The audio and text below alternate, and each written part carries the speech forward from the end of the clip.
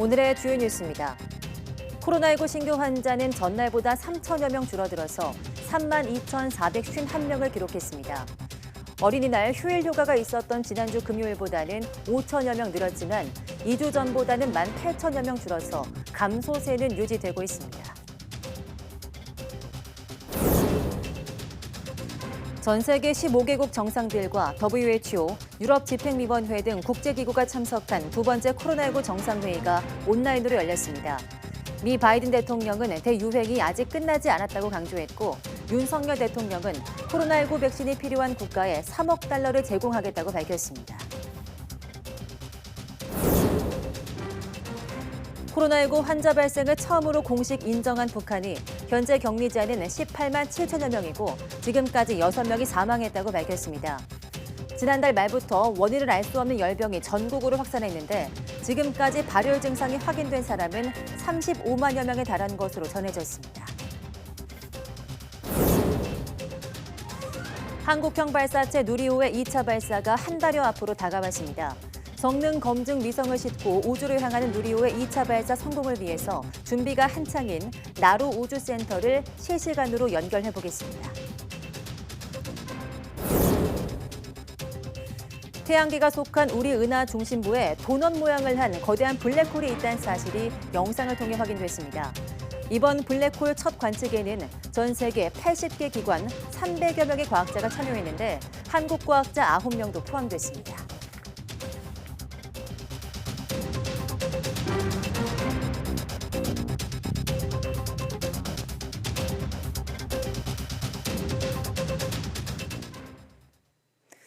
네, 여러분 안녕하십니까? 5월 13일 사이언스 투데이입니다. 코로나19 신규 환자가 이틀째 3만 명대를 기록했습니다. 오늘 0시 기준 확진자는 3만 2,451명으로 전날보다 3천여 명 줄었습니다. 일주일 전 같은 요일보다는 5천여 명 늘었습니다. 지난주 금요일은 2만 명대 확진자가 나왔는데 전날 휴일이었던 어린이날 영향이 반영돼 이번 주와 단순 비교는 어렵습니다. 정부도 전반적인 감소 추이는 계속되지만 감소폭은 둔화하고 있는 것으로 평가하고 있습니다. 위중증 환자는 전날보다 7명 줄어든 347명으로 나흘째 300명대를 기록했습니다. 하루 새 숨진 환자는 52명으로 2주째 두 자릿수로 집계됐습니다. 오늘 0시 기준 전국 중환자 병상 가동률은 전날보다 1.4%포인트 내려간 17.8%를 기록했습니다. 수도권 중환자 병상 가동률이 16.8%, 병상 수가 적은 비수도권은 20%입니다.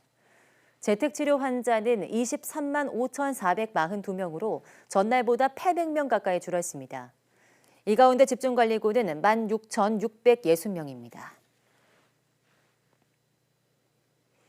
코로나19 오미크론 유행으로 국민 3명 중 1명 이상이 감염 이력을 갖게 되자 방역당국이 확진자의 예방접종 간격에 대한 명확한 기준을 마련했습니다. 감염으로 생기는 면역력이 석 달 이상 지속할 것으로 추정해서 확진일을 기준으로 석 달 뒤 추가 접종을 권고했습니다. 이영원 기자입니다. 전파력이 큰 오미크론 유행 이후 확진자가 급증하면서 국내 누적 감염자는 1,700만 명을 넘어섰습니다. 국민 3명 가운데 1명 이상이 확진 이력을 가지게 되면서 그만큼 자연 면역 효과에 대한 기대치도 커졌습니다. 예방접종 대응 추진단은 감염으로 얻은 면역력이 최소 석 달 이상 갈 것으로 추정된다며 확진자의 접종 간격 기준을 변경했습니다. 기존에는 코로나19에 감염된 경우 증상이 회복되고 격리 해제된 뒤 기초접종과 추가접종이 가능했는데 이제는 확진일을 기준으로 접종 간격을 구체화한 겁니다. 확진일로부터 1, 2차 접종은 3주 뒤, 3, 4차 희망자는 석 달 뒤 접종을 권장했습니다. 감염 예방 효과는 자연 감염에 의해서 충분히 한 석 달 동안은 유지가 될 수 있기 때문에 또 3개월 정도 간격을 두고서 맞는 것이 1차, 2차 접종을 안 하신 분들인 경우에 있어서는 항체 형성률도 굉장히 낮을 수가 있어서 3주 정도에 맞는 것도 나쁘지 않다. 추진단은 이 같은 기준 변경에 대해 안전성이 아닌 효과성을 고려한 조치라며 당사자 의사에 따라 기존과 같이 접종을 받는 것도 가능하다고 밝혔습니다. 특히 기존 접종 간격을 유지할 때 바뀐 기준보다 백신을 더 늦게 맞게 된다면 그 시점을 선택하는 게 좋다고 권고했습니다. 1차 접종 직후 확진된다면 8주 간격을 두는 게 확진일 기준 3주 뒤보다 2차 접종이 늦어지게 되는 만큼 이전 원칙을 따르면 됩니다. YTN 이영훈입니다. 화이자나 모더나의 코로나19 백신에 접종한 뒤 급성 심낭염이 유의미하게 증가했다는 연구 결과가 나왔습니다. 이미 백신 인과성이 인정된 급성 심근염에 이어서 심낭염도 정부의 보상 대상에 포함될지 주목됩니다. 김평정 기자입니다. 코로나19 백신과 급성 심낭염 사이에 연관성이 있다는 연구 결과가 나왔습니다. 코로나19 백신과 이상 반응 간의 인과성을 연구해온 의학 할리머는 mRNA 백신 접종이 심낭염 발병과 연관이 있다고 발표했습니다. 백신을 1차로 맞은 접종군에서 급성 심낭염 발생률이 화이자 백신의 경우 6.87배, 모더나 백신은 5.22배 증가했습니다. 2차 접종군에선 화이자 백신은 6.5배, 모더나 백신은 1.77배 많았습니다. 우리나라 역학 결과 분석이라든가 그 차트 리뷰를 통한 임상적 특성에서 다른 원인이 없다는 것을 고려하면은 코비드19 백신 접종 후에 심낭염 위험도가 메신저 RNA 백신에서는 증가하는 것으로 결론을 내린 것이 타당하다고 결론을 내렸습니다. 연구진은 건강보험공단 자료에서 백신 접종 후 심낭염 발생이 실제보다 많게 보고되는 한계를 고려하더라도 백신과 심낭염의 통계적 연관성이 있다고 판단했습니다. 심낭염은 심장을 감싸는 얇은 막에 염증이 생긴 것으로 날카로운 가슴 통증이 주요 증상입니다. 정부는 이번 연구 결과를 토대로 급성 심낭염의 백신 인과성 여부를 검토해 결정할 계획입니다. 앞서 지난 3월에는 백신 접종 후 급성 심근염의 발생 위험이 8.5배 증가했다는 분석 결과가 발표됐습니다. 이에 따라 정부는 화이자 모더나 백신과 급성 심근염의 인과성을 인정하고 이전 피해자까지 소급해서 보상 절차를 진행했습니다. 이번 연구에서 대동맥 박리와 심부전은 백신과 연관성이 없는 것으로 평가됐습니다. 길랑바레 증후군과 밀러 피셔 증후군 등은 국내 자료를 토대로 추가 연구해야 한다고 결론 났습니다. YTN 김평정입니다. 미국은 현지 시간 12일 코로나19 정상회의를 열고 아직도 끝나지 않은 세계적인 전염병 퇴치를 위해서 국제사회가 협력해야 한다고 촉구했습니다. 이번 정상회의는 지난해 9월에 이어서 두 번째로 열렸으며 화상으로 진행됐습니다. 미국과 독일, 벨리즈, 인도네시아, 세네갈이 공동 주최했으며 한국과 일본, 캐나다, 인도, 스페인, 뉴질랜드 등 15개국 안팎과 유럽집행위원회와 세계보건기구 등 국제기구도 참여했습니다. 바이든 대통령은 대유행은 끝나지 않았다, 아직 할 일이 많다며 코로나19 대응이 세계적인 최우선 순위로 남아있어야 한다고 강조했습니다. 윤석열 대통령도 화상 연설을 통해서 시급히 백신이 필요한 국가들의 충분한 공급과 안전하고 빠른 접종을 지원하겠다고 밝혔으며 백신 개발을 위해서 3억 달러, 우리 돈 3,800여 원의 재원을 추가로 이바지할 것이라고 밝혔습니다. 네, 어제 코로나19 감염 사실을 처음으로 알린 북한이 오늘은 35만여 명의 발열 환자가 발생했고 사망자가 있었다는 사실을 추가로 공개했습니다. 북한 조선중앙통신은 오늘 지난달 말부터 원인을 알 수 없는 열병이 전국에서 폭발적으로 확대돼 35만여 명의 발열자가 나왔다고 전했습니다. 이어 이 가운데 16만 2,200여 명이 완치됐고 18만여 명이 격리됐으며 6명이 사망했다는 사실도 덧붙였습니다. 북한은 원인을 알 수 없는 열병이 무엇인지에 대해서 구체적으로 언급하지 않았지만 어제 코로나19 감염 사실을 처음으로 공개했다는 점에서 확진자 숫자일 가능성이 큰 것으로 분석됩니다. 특히 어제 하루 동안에만 전국에서 18,000여 명의 발열자가 발생했다고 밝혀서 확산세가 걷잡을 수 없이 확대되고 있는 것으로 관측됩니다. 네, 이 같은 북한의 코로나19 감염자 발생과 관련해서 세계보건기구도 상황 파악에 나섰습니다. 하지만 세계보건기구도 북한에는 접근이 쉽지 않은 가운데 중국이 적극적 지원 의사를 밝히고 나섰습니다. 베이징에서 강성웅 특파원이 보도합니다. 첫 공식 코로나19 감염자가 나온 북한은 사실상 전국에 비상사태가 선포됐습니다. 베이징 소식통은 주민들의 이동이 전면 금지되고 외출도 못하는 상태라고 말했습니다. 평양에서 운영 중인 러시아 대사관은 긴장된 분위기에서 바깥 상황에 대한 언급을 자제했습니다.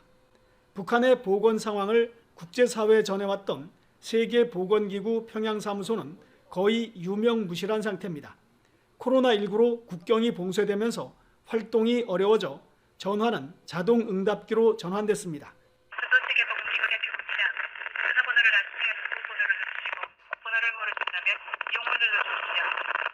세계보건기구 평양사무소장인 에드윈 살바도르 박사도 북한 내부 상황을 잘 모르기는 마찬가지입니다.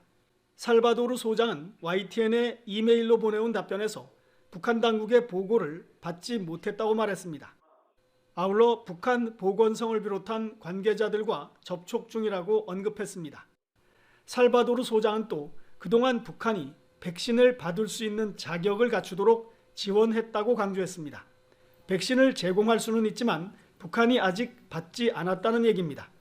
앞서 지난 3월 살바도르 소장은 북한에 의료용품을 지원했다고 밝혔습니다.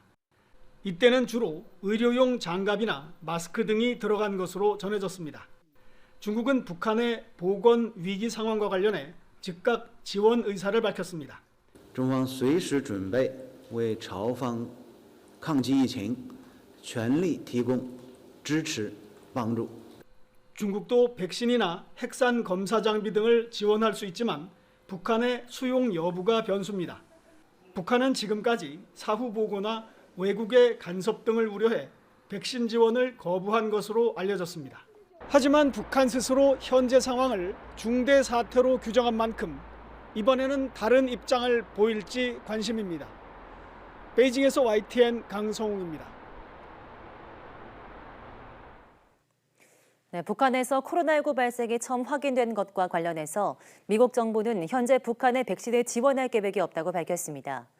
백악관 국가안보회의는 현재 시간 12일 논평을 통해 북한이 그동안 국제 백신 공동 구입 프로젝트인 코백스가 배정한 백신도 거부해왔다는 점을 지적하면서 이같이 밝혔습니다. 국가안보회의는 미국이 현재로서는 북한과 백신을 공유할 계획을 세우고 있지 않더라도 가장 취약한 북한에 대해서 시급한 인도주의적 도움을 제공하려는 국제적 노력은 이어갈 것이라고 설명했습니다. 미국의 코로나19 사망자가 100만 명을 넘겼지만 확산이 멈추고 있지 않아서 추가 희생자가 나올 전망입니다.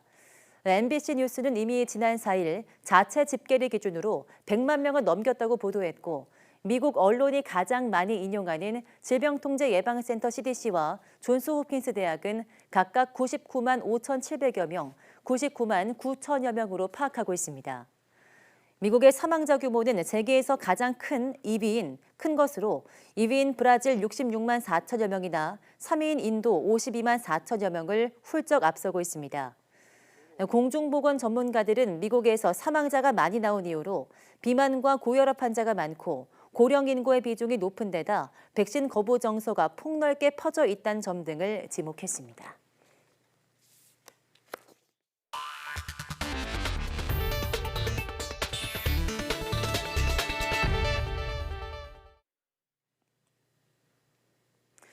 네, 한국형 발사체 누리호의 2차 발사 도전이 한 달여 앞으로 다가왔습니다. 2차 발사에선 성능 검증 위성을 탑재하고 우주를 향하는데요. 나로 우주센터에서는 기대와 긴장 속에서 막바지 발사 준비를 차근차근 진행하고 있습니다. 네, 이 시각 고흥 나로 우주센터 상황은 어떤지 알아보겠습니다. 현장에 저희 취재 기자 나가 있는데요. 이성규 기자. 네, 나로 우주센터입니다. 네, 지금 이 기자 너머로 다음 달 발사 예정의 누리호의 모습이 보이는 것 같은데요. 현재 어떤 작업이 이루어지고 있습니까? 제가 나와 있는 곳은 나로 우주센터 조립동입니다. 바로 이곳에서 다음 달 16일 발사 예정인 누리호의 조립 작업이 한창 진행 중에 있습니다. 아시는 대로 누리호는 총 3단 로켓으로 구성됐는데 1단과 2단 로켓은 단 연결을 어제 완료했습니다. 3단은 지난해 1차 발사에서 실패 원인으로 지목됐던 산화제 탱크 문제를 보완하고 자체 조립을 끝마쳤습니다. 산화제 탱크 내 헬륨 탱크가 누설되면서 3단 엔진이 조기 연소해 위성 모사체 안착에 실패했는데 탱크 설계 변경을 통해 이 문제를 해결했습니다. 2차 발사에 탑재할 성능 검증 위성은 다음 주 월요일쯤 이곳 우주센터에 도착할 예정입니다. 성능 검증 위성은 우주센터 도착 후 2주간 자체 점검을 거칩니다. 이후 3단의 위성을 조립하고 위성 덮개인 페어링을 씌웁니다. 그런 뒤 위성을 탑재한 3단을 1단과 2단 결합체에 연결합니다. 성능 검증 위성은 안테나를 통해 목표 궤도인 700km에 도달했는지 지상국과 통신합니다. 또 성능 검증 위성에는 카이스트와 서울대 등 국내 4개 대학이 개발한 큐브 위성 4기도 실립니다.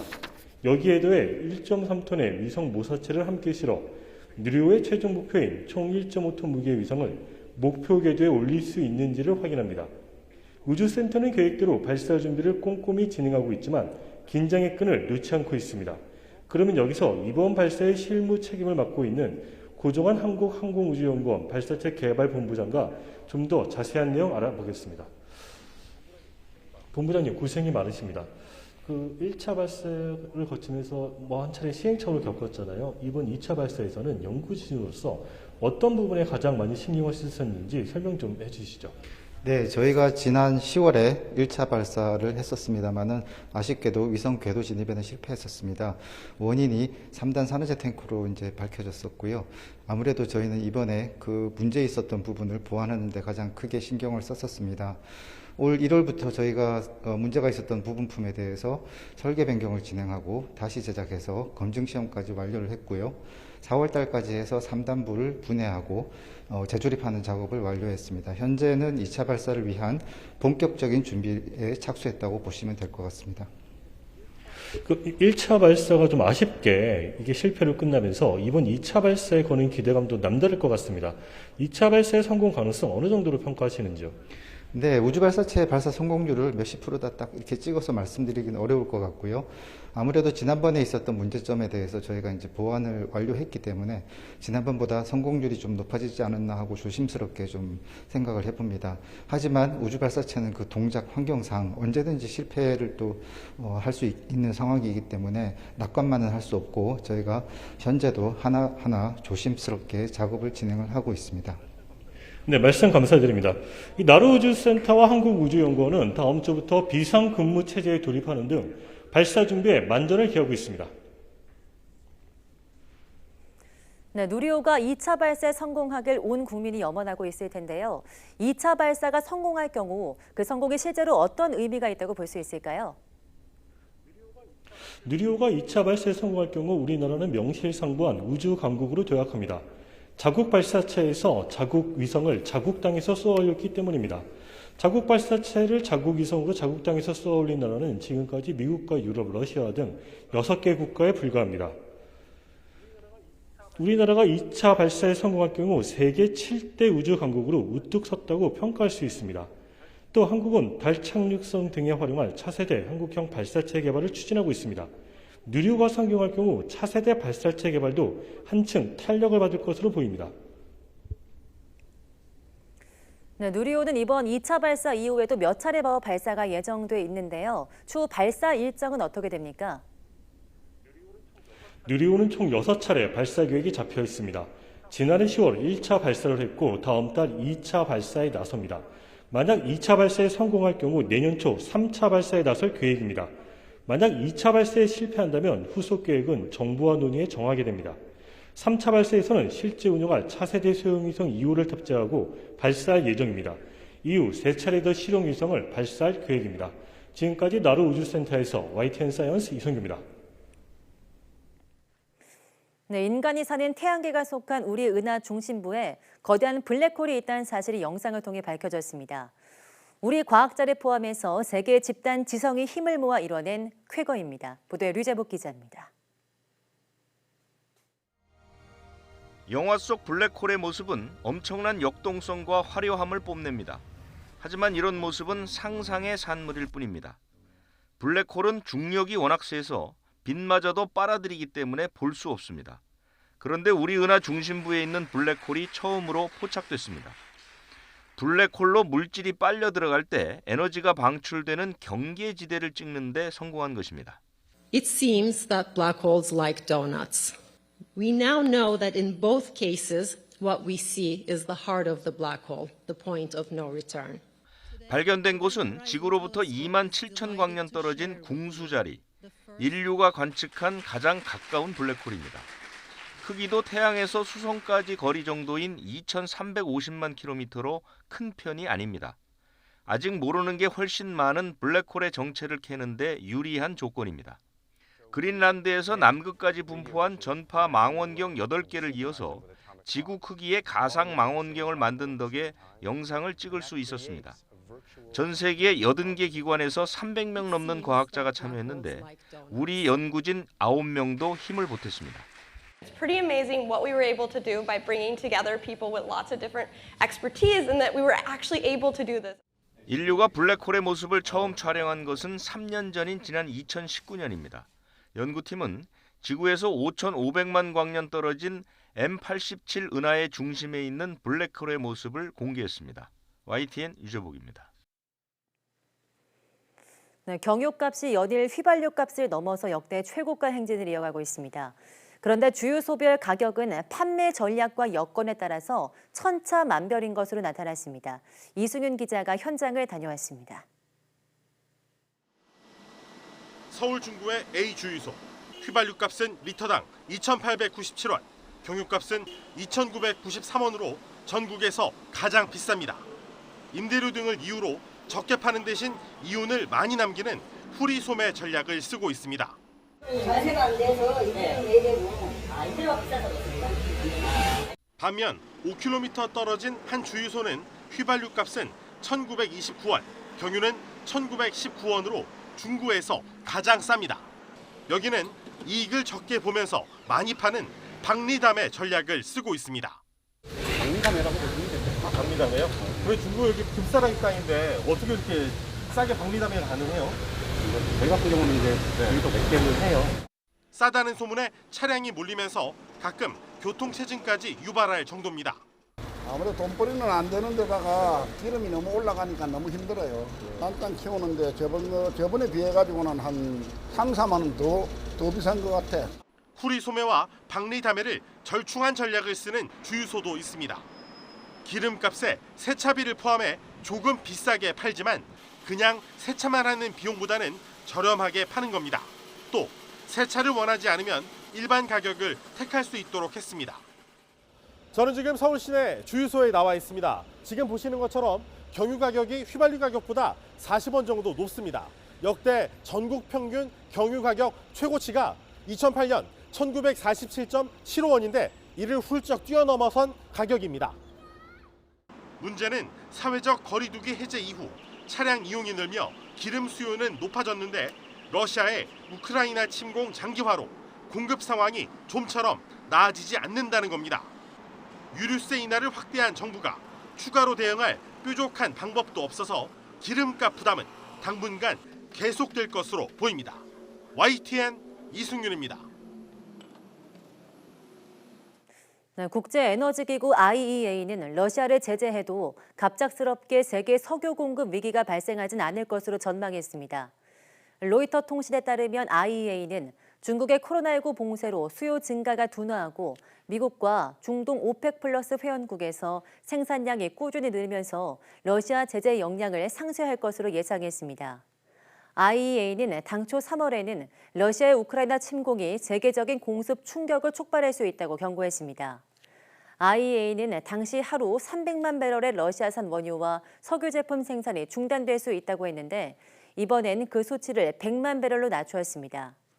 IEA는 유가 상승과 경제 성장 둔화로 인해서 2023년까지 수요 회복이 상당히 억제될 것이라고 말했습니다.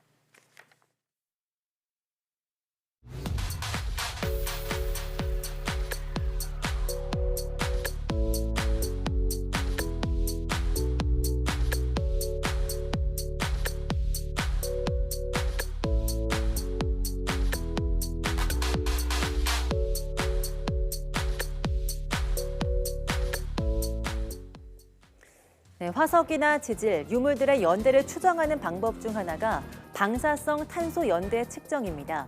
이 방법은 탄소 동위 원소의 반감기를 이용한 측정법인데요.